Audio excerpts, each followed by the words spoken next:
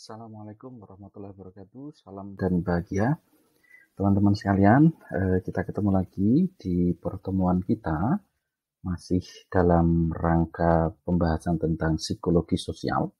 Di video sebelumnya teman-teman kita sudah membahas soal stereotip, prasangka dan diskriminasi.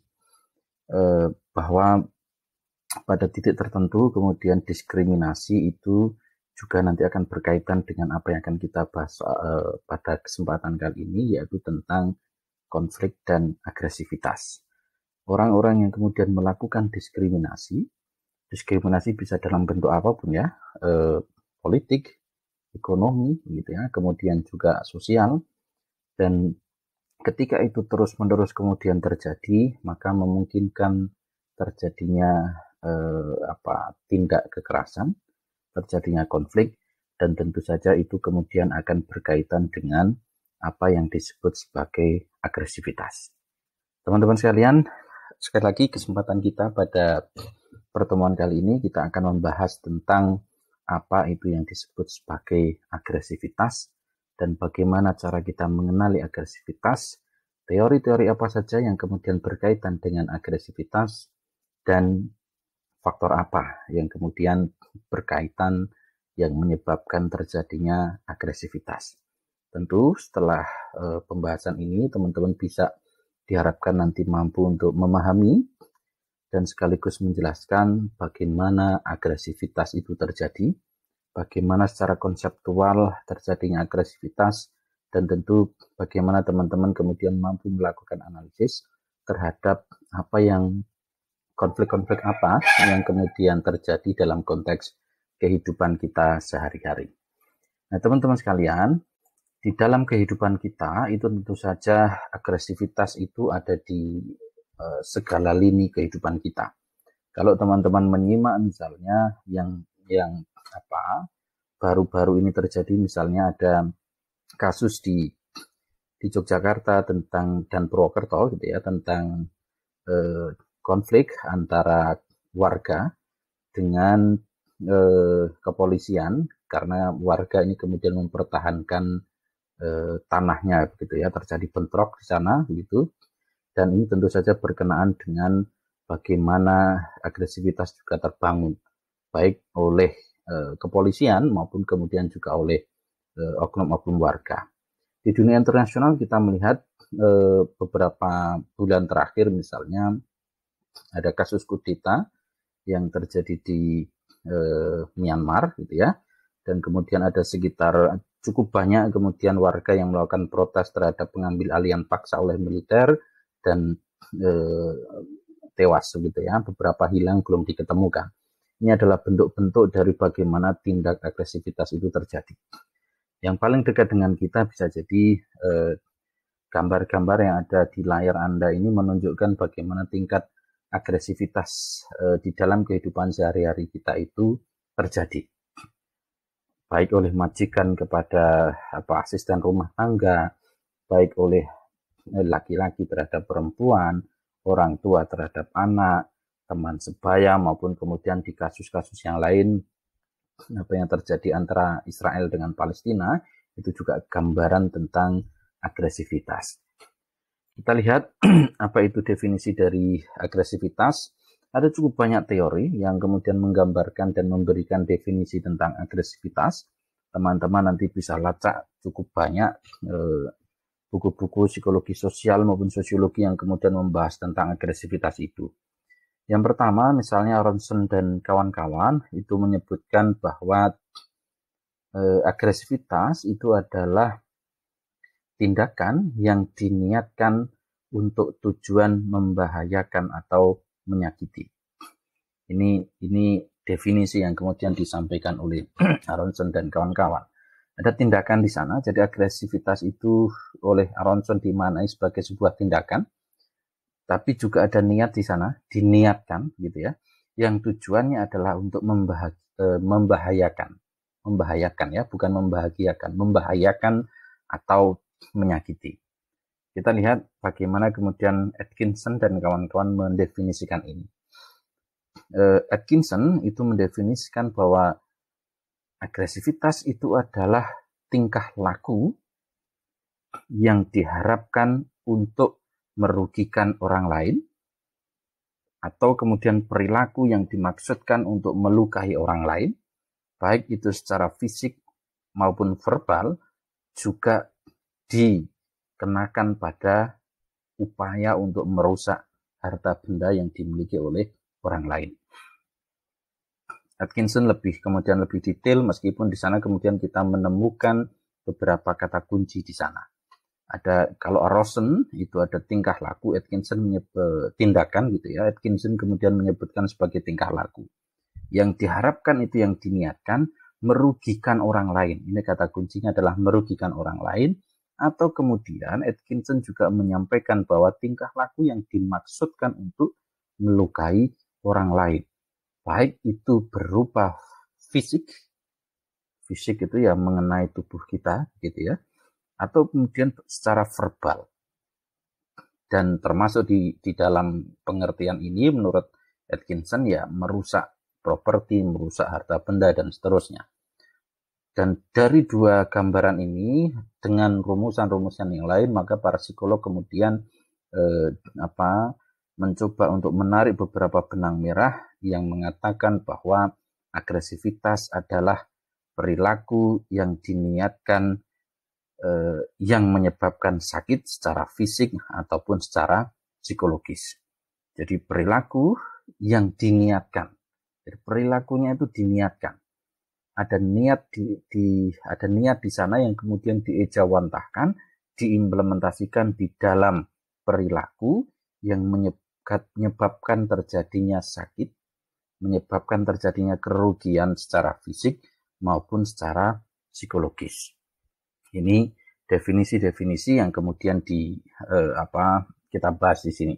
Meskipun sekali lagi kalau nanti teman-teman membaca referensi-referensi yang lain akan ada cukup banyak definisi, tetapi secara umum kata kuncinya sama. Ada perilaku, ada niat di sana, kemudian ada upaya untuk menyakiti baik secara fisik maupun psikologis. Teman-teman silahkan cek apakah Anda pernah mengalami itu, mengalami tindak agresivitas, artinya Anda sebagai korban, atau justru Anda juga mengalami atau melakukan agresivitas, artinya Anda bertindak sebagai pelaku. Silahkan dicermati di dalam diri teman-teman sekalian, ya. Baik, teman-teman sekalian, definisi yang lain yang disampaikan oleh Baron dan Byrne, kemudian juga Branscombe di tahun 2008, mereka bertiga menyebutkan bahwa agresi itu tingkah laku yang bertujuan menyakiti makhluk hidup yang tidak menghendaki perlakuan demikian. ada tone yang berbeda di sini ya. Kalau tadi Atkinson dia menyebutkan merusak benda-benda itu, merusak benda-benda, harta benda itu juga bagian dari agresivitas. Kalau Baron dan Byrne ini memberikan tekanan pada tingkah laku yang tujuannya menyakiti makhluk hidup gitu ya. Yang makhluk hidup itu tidak menghendaki terjadinya hal-hal semacam itu. Jadi ada pengertian tidak menghendaki. Apakah kalau menghendaki itu kemudian tidak disebut sebagai agresivitas? Teman-teman silahkan cek nanti di referensi-referensi yang lain gitu ya. Jadi makhluk hidup, kata kuncinya masih sama, tingkah laku, ada niat, tetapi dalam konteksnya Baron dan Byrne ini dilakukan terhadap makhluk hidup. Makhluk hidup itu ya bisa manusia, bisa hewan. Kemungkinan juga bisa tumbuhan. Tumbuhan ini kan hidup gitu ya. Oke. Gambaran yang lain teman-teman sekalian, dengan beberapa hal itu, maka agresi itu ya tentu saja tingkah laku yang diniatkan untuk tujuan membahayakan atau menyakiti orang lain. Baik itu nanti berkaitan dengan hal yang sifatnya fisik maupun psikologis. Oke. Dari definisi-definisi itu, teman-teman sekalian, maka kita bisa melihat beberapa kriteria agresi. Kalau mencermati definisinya agresi menurut Baron dan Richardson, di sana dia mendefinisikan bahwa agresi itu bentuk perilaku yang diarahkan dengan tujuan untuk menyakiti atau melukai makhluk hidup yang termotivasi untuk menghindari perlakuan tersebut. Jadi orang yang dikenakan agresi atau korban ini kemudian punya motivasi untuk menghindari perlakuan tersebut. Ini hampir sama dengan teorinya Baron dan Birne itu ya. Maka kriteria agresi itu menurut beberapa tokoh, para psikolog dan sebagainya, maka di sana ada perilaku. Ada kata kunci penting di sana, yaitu ada perilaku. Bentuk agresivitas itu mewujud di dalam perilaku. Dan perilaku itu baik kemudian verbal gitu ya. Jadi Anda misuh-misuhi orang lain gitu ya. Anda marah-marahi orang lain itu bagian dari agresivitas. Dan kemudian ketika hal yang sifatnya verbal itu Anda wujudkan dalam perilaku, itu kemudian menjadi intensitas agresivitasnya menjadi semakin tinggi. Yang kedua, melibatkan bahaya atau cedera. Jadi korban ini kemudian mengalami cedera atau bahaya, sehingga perilaku agresif ini kemudian akan mengakibatkan atau melibatkan tindakan-tindakan yang membahayakan atau tindakan-tindakan yang memungkinkan seseorang atau orang lain yang menjadi dalam tanda petik objek dari agresivitas itu mengalami cedera atau rasa sakit. Lagi-lagi bisa secara fisik maupun psikologis. Yang ketiga, kawan-kawan, itu diarahkan pada organisme yang hidup. Dengan kriteria ini, maka apa yang tadi disebutkan oleh Baron dan Birne bahwa termasuk merusak harta benda dan sebagainya, itu tidak termasuk di sini. Meskipun tentu ada cukup banyak perdebatan antara para tokoh, para psikolog dan sebagainya, ya perdebatan wajar dalam konteks keilmuan begitu ya. Dalam kriteria ini dia melibatkan makhluk hidup, organisme yang hidup. Manusia, hewan, tumbuhan, dan seterusnya. Yang keempat itu melibatkan niat. Jadi ada atensi, ada niat, ada keinginan betul, ada motivasi betul. Kenapa kemudian perlakuan itu dilakukan? Kenapa tindakan itu dilakukan? Ini 4 kriteria mendasar yang berkenaan dengan agresivitas. Kita lihat teori-teori apa saja yang kemudian berkaitan dengan agresivitas. Ada teori soal naluri, ada teori frustasi agresi, ada teori belajar sosial, ada teori revisi dari teori frustasi agresi. Nanti di bagian belakang kita juga akan melihat juga ada beberapa hal lain atau teori-teori yang lain yang relatif kemudian baru yang mengatakan bagaimana gambaran atau dinamika tentang agresivitas itu. Kita lihat 4 teori ini terlebih dahulu. Teman-teman, yang pertama adalah teori naluri. Ini menurut Gill di tahun 2020 dia menyebutkan bahwa orang itu memiliki naluri bawaan gitu ya untuk menjadi agresif yang terbentuk sampai mau tidak mau harus diungkapkan. Jadi kita manusia ini menurut Gill kita itu memiliki kecenderungan, memiliki naluri yang dibawa sejak lahir yang kemudian mendorong kita melakukan agresivitas. Yang kedua, naluri itu dapat diekspresikan secara langsung melalui serangan terhadap makhluk hidup atau dipindahkan melalui katarsis di mana agresivitas itu terjadi.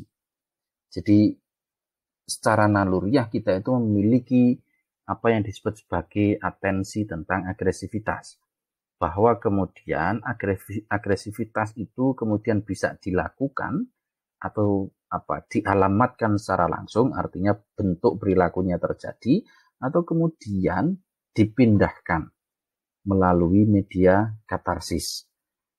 Katarsis itu ya contohnya begini, kalau Anda memiliki bawaan kok pengen ngantemi wong begitu ya, ngantemi orang gitu, karena Anda tidak melakukan langsung tindakan itu, maka Anda menghantam sak. Sak itu properti latihan untuk tinju, untuk berkelahi itu biasanya tinju ya. Sak yang berisi bisa jadi pasir, bisa jadi tanah dan sebagainya. dan itu dilakukan, itu adalah media katarsis misalnya. Jadi menurut teori ini kemudian setiap kita memiliki agresivitas. Apakah kemudian agresivitas itu dialamatkan dalam bentuk perilaku tadi, menyakiti tadi, atau kemudian diwujudkan dalam bentuk katarsis atau dipindahkan.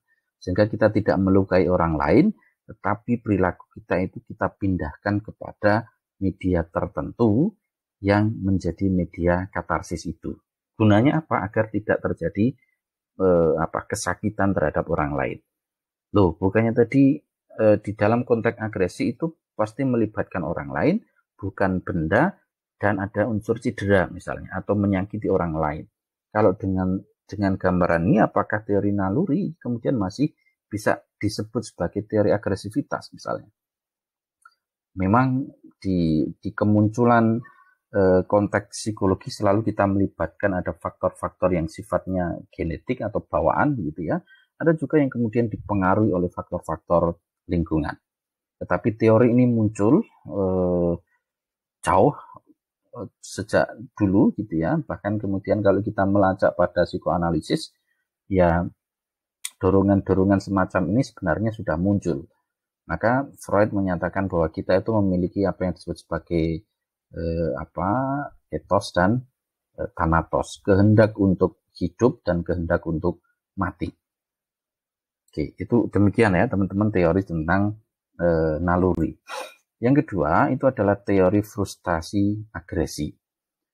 Menurut teori frustrasi agresi, kadang-kadang disebut sebagai juga dengan teori drive, ini menyatakan bahwa agresi itu merupakan hasil langsung dari frustrasi yang terjadi karena penyumbatan tujuan atau kegagalan. Ini cukup banyak tokoh-tokoh yang menggambarkan ini. Ada Dollard dan Miller, kemudian ada Dobb dan ada Mover, ada Searle. Dia mengatakan bahwa semua agresi itu pasti karena frustrasi.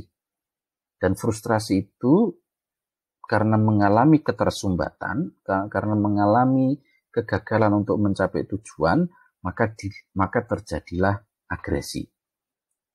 Sekali lagi, menurut teori frustrasi agresi, agresivitas itu digambarkan, agresivitas itu terjadi karena adanya frustasi. Oke. Nah, teman-teman sekalian, hipotesis pada awal masuknya akal intuitif psikolog karena tindakan agresif itu ketika orang mengalami frustrasi. Namun pandangan ini tentu saja kemudian memiliki sedikit dukungan pada saat ini, artinya dalam teori hari ini ada cukup banyak kritik terhadap teori frustrasi agresi. Belum tentu misalnya orang yang frustrasi itu mengalami agresi. Bisa jadi dia mengalami kesedihan, dia mengalami depresi dan seterusnya gitu ya. Tetapi tidak selalu berujung pada agresi, tidak selalu berujung pada tindakan-tindakan yang menyakiti orang lain.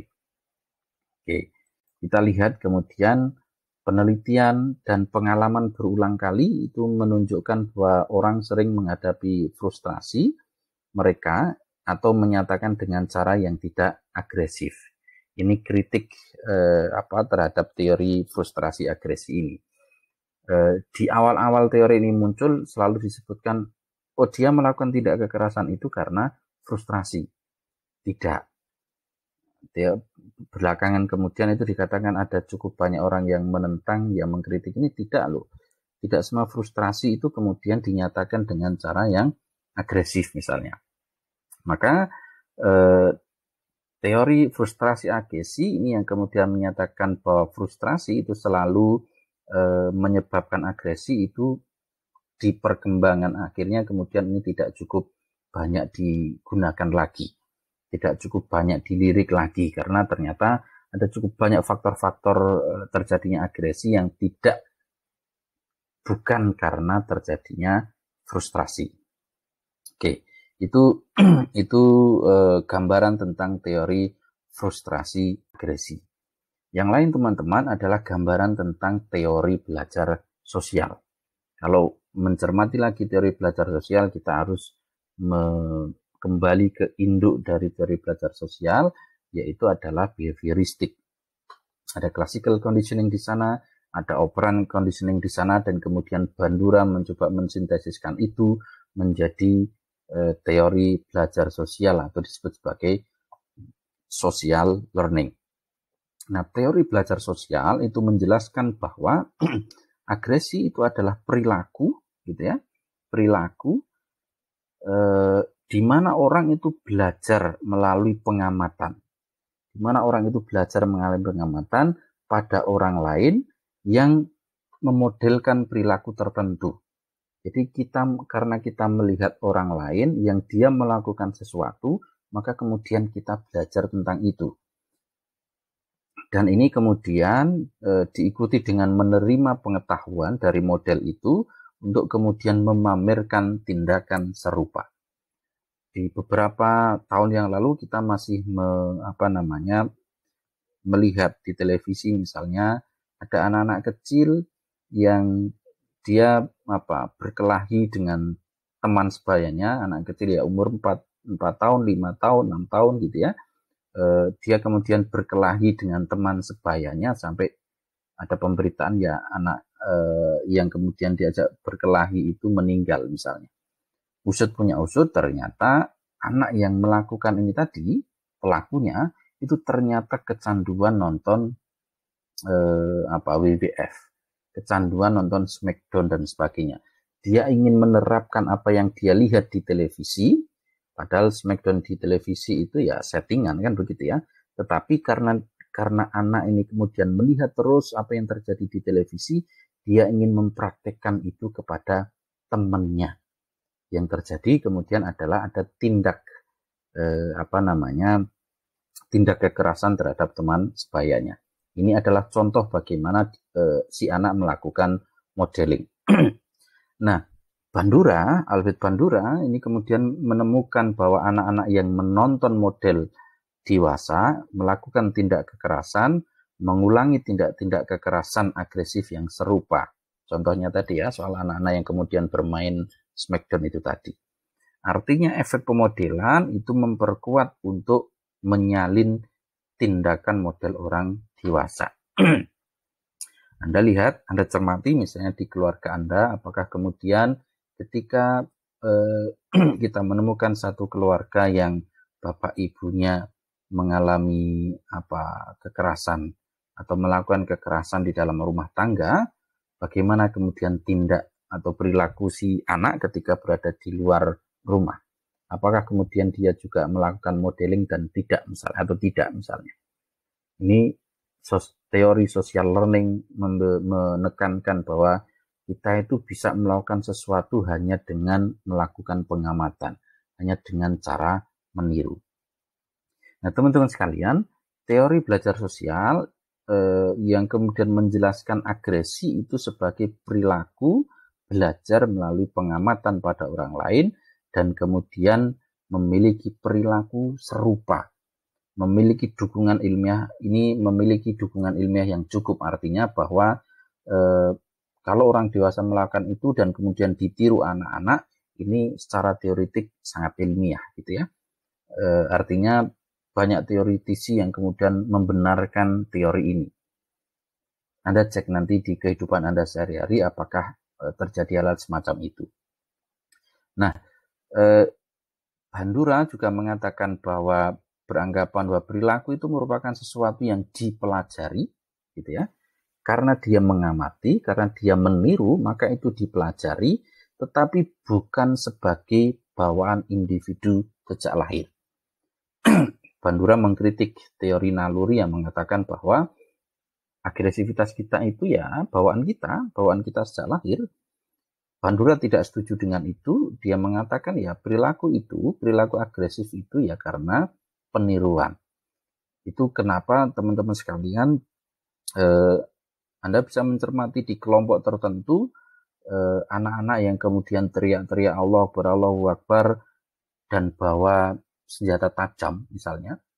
Anda lihat ya dulu di era Pilkada DKI misalnya ada anak-anak yang kemudian berkeliling kampung membawa obor gitu ya, kemudian juga apa namanya, peralatan-peralatan senjata tajam begitu, kemudian teriak-teriak begitu. Dan hari ini media model peniruannya cukup banyak. Melalui sosial media, melalui YouTube dan sebagainya, orang-orang, anak-anak kecil itu kemudian melakukan peniruan-peniruan serupa. Nah, Bandura mengatakan bahwa perilaku agresif ini dipelajari dari lingkungan sosial, seperti interaksi di dalam keluarga, interaksi dengan teman sebaya, dan media massa melalui proses modeling. Media massa tentu saja hari ini berkembang. Tadi saya menyampaikan ada YouTube, ada Instagram, dan sebagainya, itu yang kemudian menjadi ruang bagi siapapun melakukan modeling, termasuk dalam hal-hal tindakan yang sifatnya agresif semacam ini. Oke, itu yang ketiga. Yang keempat adalah teori frustrasi agresi yang direvisi. Kalau tadi teori frustrasi agresi mengatakan bahwa setiap agresi itu pasti karena frustasi, begitu ya. Maka beberapa tokoh kemudian melakukan upaya revisi bahwa sesungguhnya tidak semacam itu. Teori revisi dari frustrasi agresi ini kemudian menggabungkan hipotesis unsur aslinya frustasi agresi dengan teori belajar sosial. Jadi mencoba mengkombinasi, mencoba mensintesiskan teori frustrasi agresi dengan teori belajar sosialnya Albert Bandura. Nah, menurut pandangan ini, meskipun frustrasi itu tidak selalu mengakibatkan agresi, gitu ya, meningkatkan sejenis, tapi dia meningkatkan sejenis agresi dengan meningkatnya gairah dan kemarahan. Ini teori yang disampaikan oleh Baron, Richardson, kemudian juga Berkowitz. Jadi meskipun tidak selalu bahwa frustrasi itu menyebabkan agresi, tetapi sejenis agresi, meningkatkan sejenis agresi itu karena ada gairah, ada dorongan yang ada di dalam diri kita, baik itu kemarahan maupun bisa jadi kebencian begitu ya, yang kemudian mendorong orang untuk melakukan agresi. Jadi kebencian terhadap suatu kaum, kebencian terhadap suatu kelompok, kebencian terhadap orang-orang yang berbeda memiliki atau mendorong intensitas untuk melakukan tindak agresi. Ini menurut teori frustasi agresi yang direvisi. Namun peningkatan gairah dan kemarahan itu mengakibatkan agresi hanya ketika isyarat belajar sosial sesuai agresi dalam situasi tertentu. Itu kenapa misalnya ketika orang sudah tersulut amarah, ketemu dalam sebuah kerumunan, ketemu dalam sebuah masa yang kemudian ada melakukan provokator, nanti faktor-faktornya kita bahas di belakang, ada orang yang memprovokasi, situasinya persis, orang melempar, itu kemudian kita turut untuk melakukan lemparan itu. Gitu ya. Sehingga teman-teman, dengan jika isyarat belajar sosial menjadi sinyal bahwa agresi adalah tindak tidak pantas, tidak akan menghasilkan agresi. Nah, teori revisi dari frustrasi agresi ini adalah salah satu teori yang kemudian relatif populer, yang kemudian tadi menggabungkan antara teori agresi dengan teori belajar sosial. Kita lihat apa faktor-faktor yang kemudian berpengaruh terhadap atau menyebabkan agresi. Yang pertama tadi adalah faktor belajar sosial tadi. Artinya dengan menyaksikan misalnya perkelahian atau pembunuhan, meskipun itu sedikit, pasti akan menimbulkan rangsangan yang memungkinkan orang untuk meniru tindak kekerasan itu tadi. Maka di banyak kasus, saya kira di cukup banyak film gitu ya, anak-anak yang kemudian melakukan kekerasan-kekerasan, bahkan beberapa tindak pembunuhan itu karena dimotivasi oleh dia nonton film. Gitu ya. Jadi proses belajar sosial ini sangat berpengaruh terhadap tindak-tindak semacam ini. Yang kedua ada faktor biologis, ini beberapa teori menyebut ada gen gitu ya. Jadi berpengaruh pada pembentukan sistem neural pada otak. Artinya sistem otak itu kemudian terlibat dalam agresi, ternyata dapat memperkuat atau mengendalikan agresi. Kemudian kimia darah, ini teman-teman eksperimenter kemudian juga mencoba untuk menganalisis apakah faktor biologis yang ada di dalam tubuh kita manusia itu juga menjadi penyebab dari agresi, menjadi faktor penyebab dari agresi. Itu faktornya. Kemudian ada faktor lingkungan. Faktor lingkungan itu bisa berkaitan dengan para teoretikus menyampaikan soal kemiskinan misalnya. Tentu ini bisa debatable secara teoretik, bisa bisa kita debat begitu. Tetapi teori-teori di awal menyebutkan bahwa faktor lingkungan terutama kemiskinan itu mendorong orang untuk bertindak agresif, gitu ya. Bisa jadi karena dorongan ekonomi, perebutan sumber daya dan sebagainya. Dengan kacamata itu sesungguhnya kita bisa melakukan kritik bahwa bukankah kemudian orang-orang yang kaya, yang bahkan sangat kaya, misalnya memiliki kekuasaan, itu juga melakukan tindak agresi yang jauh lebih besar dibandingkan dengan faktor karena kemiskinan misalnya. Tadi saya contohkan persoalan yang terjadi di Myanmar, kudeta dan sebagainya itu bukan karena kemiskinan, tetapi karena hasrat kekuasaan, gitu ya. Apa yang dilakukan misalnya pada kasus-kasus 65, pada kasus-kasus malari di Indonesia, begitu ya, itu bukan karena kemiskinan, tetapi faktornya satunya adalah kekuasaan. Itu faktor lingkungan. Yang kedua di sisi faktor lingkungan itu adalah anonimitas.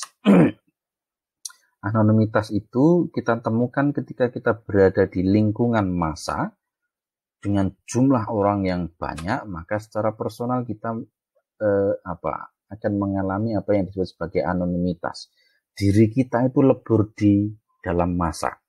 Maka ketika massa berteriak-teriak, gitu ya, massa mendorong merangsek maju ke depan, Anda cermati di demonstrasi-demonstrasi, orang tidak lagi menjadi dirinya yang utuh, tetapi sudah dipengaruhi oleh emosi massa, dipengaruhi oleh situasi massa. Sehingga apapun yang kemudian terjadi pada kelompok massa itu dia akan juga turut melakukannya. Kemudian dalam faktor lingkungan itu juga disebutkan ada faktor suhu, panas, kemudian kesesakan dan sebagainya. Suhu akan berkaitan dengan kalau kita berada di dalam satu ruangan, apalagi yang penuh, sesak, panas gitu ya, maka dorongan agresivitas kita itu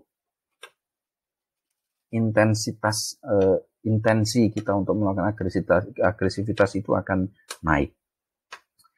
Panas juga begitu. Anda bisa cermati teman-teman di perempatan jalan ketika cuacanya sangat panas itu kecenderungan kita untuk melakukan itu sebenarnya tinggi juga. Kesesakan juga begitu. Maka pemukiman-pemukiman yang padat gitu ya, yang kumuh begitu punya kecenderungan untuk melakukan itu. Kemudian ada faktor amarah.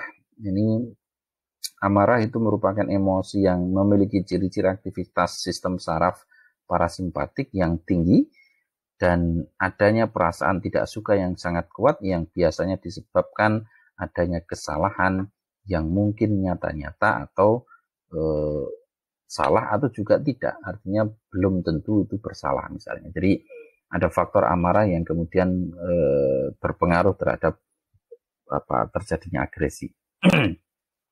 Kalau kita lihat di beberapa dari faktor-faktor tadi, maka perilaku agresif ini didorong oleh stresor lingkungan, baik tadi soal kesesakan, kemudian soal bising, suhu, kualitas udara, lingkungan yang buruk dan seterusnya, ini berpengaruh.